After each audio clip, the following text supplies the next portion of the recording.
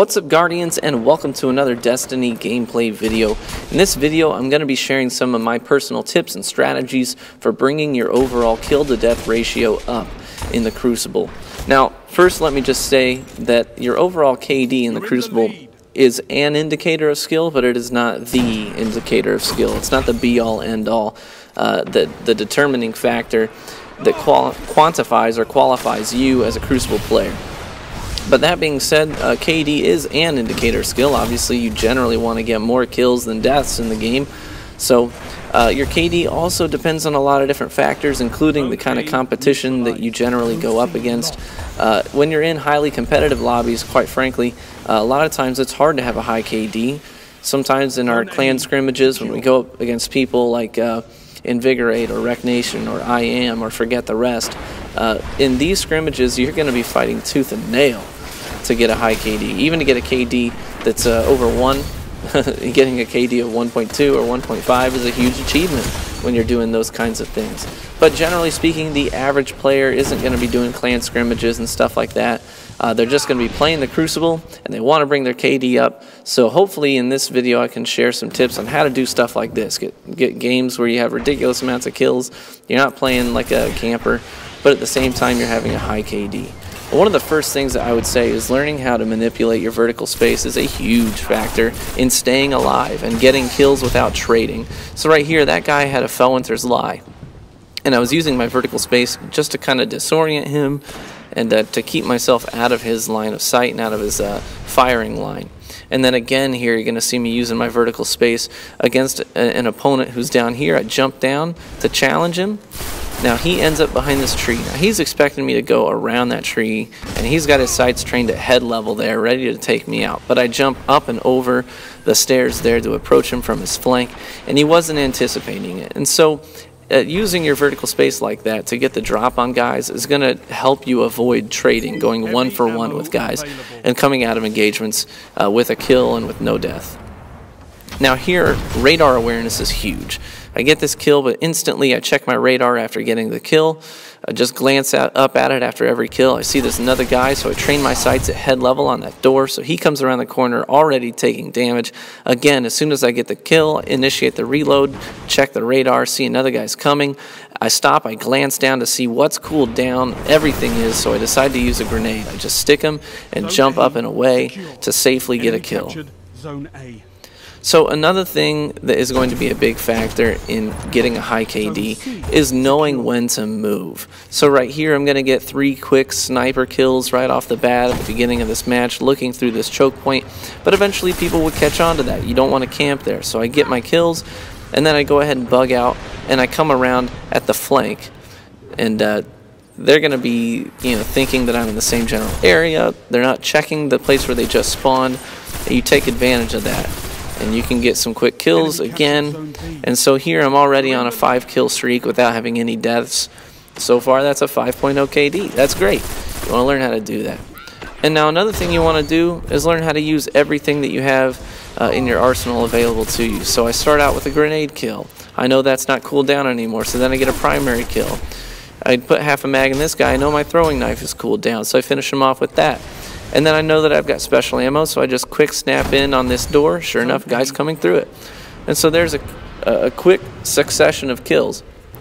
And speaking of knowing what tools to use, as soon as I saw that this match was on Skyshock, I instantly go in and I switch around everything in my loadout. I just do a completely different set of weapons. And that's huge. You need to be able to not get so attached to a specific loadout or to a specific weapon, because when you do that, a lot of times it's a huge disadvantage to you. You don't want to get super comfortable with just a specific weapon or a specific loadout that you like to use, because sometimes you're going to go up against enemies who are just better at you at something in particular. And if your loadout is close quarters and they're just outplaying you in close quarters, maybe they've just got the creme de la creme weapons for close quarters combat, maybe you need to switch it up. I do this a lot. Mid-match, I'll change guns and say, you know what, this isn't working. If it's broke, fix it. Just don't keep doing the same thing over and over again and just hoping that the results are going to change. Go ahead and switch to playing a more ranged game. Maybe go with a pulse rifle and a sniper rifle to play a ranged game, and then just save your grenades and your melee abilities. keep them cooled down and ready in case they do manage to get up close and personal. You also want to be aware of map rotation, how enemies are starting to spawn, where they're spawning, and a big part of that is knowing where your teammates are.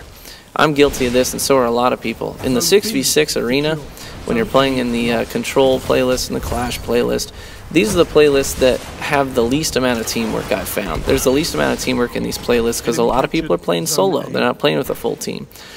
So you want to be able to just kind of check your radar, look at your HUD, and see where your teammates are spawning, because that will dictate where the enemy spawns.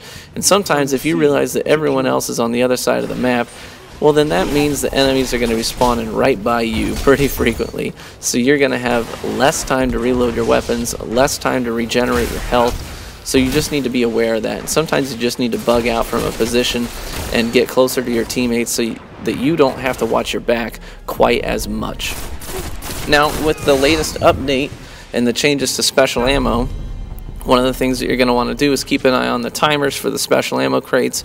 And whenever you have an advantage like this, we just wipe the enemy team, go ahead and push, if you can, all the special on the map. Because denying special ammo is going to be a big part of winning Crucible matches and keeping your KD high. And then again here you'll see me using my vertical space just to get the drop on this guy. And then again using my vertical space to jump up and over this guy and get the easy stick right on the back of the noggin. And now I'm in their spawn, heavy ammo just spawned. And guys will do this. They'll just run straight to the heavy and try and just avoid confrontation with you even though you're right there. They're just like, no, I want to get this heavy. Take advantage of that. So I get the guy off the heavy. Now I'm in their spawn with their heavy. And I managed to rack up several kills using it. So heavy ammo is obviously a huge factor in having a high KD. You don't want to miss on heavy ammo. So one of the things you need to do is keep an eye on the timers in the lower right hand corner of your screen. So this map is the exception, but on pretty much every map and pretty much every game type, not all of them. But usually heavy ammo is going to spawn at about 6 and 9 minutes on the timer. So you just want to be aware of that, and if you've got your super up about a minute before that, I'd honestly say hang on to it. Just keep it. A lot of people, as soon as their super is up, they use it. Don't do that. Before you use it, take a look at the timer and get a feel for when heavy ammo is going to spawn, because you may want to use your super to deter people from getting yours, getting your heavy ammo, or you may want to use your super to actually push the enemy heavy if you want to be a little bit risky and try and deny them heavy so that your team gets all the heavy. That's huge. So here I'm using just using all the right tools for the job, trying to catch people not looking at me, trying to get a feel for I knew that guy was sniping at my teammates on the shore. This guy was being pushed by my teammate who had his super up, so he wasn't really being cautious. He jumped right up into my firing line.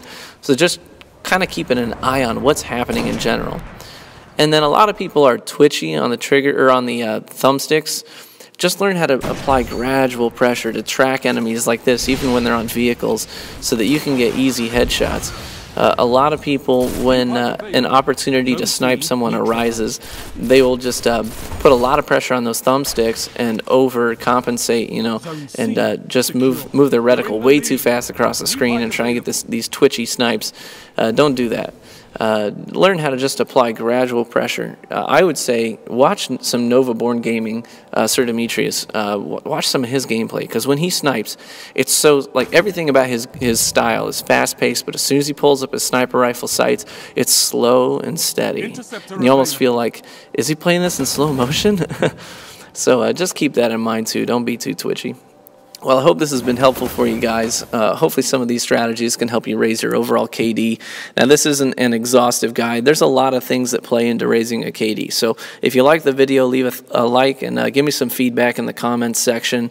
If these things were helpful at all, then maybe we'll do another video with some more strategies as well. Thanks for stopping by, guys. Appreciate it.